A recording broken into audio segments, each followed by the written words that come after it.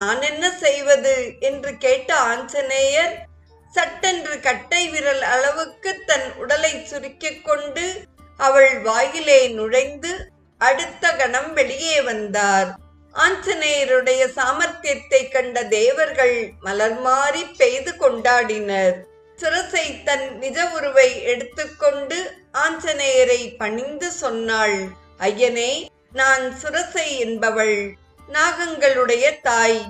வரவிருக்கும் ஆபத்துகளை நீ சாமர்த்தியமாய் கடந்து செல்வாயா என்று அறிய விரும்பி உன்னை பரீட்சிக்க தேவர்கள் என்னை அனுப்பினார்கள். வாயுபுத்திரா, உன் பராக்கிரமம் மேலும் வளரட்டும்.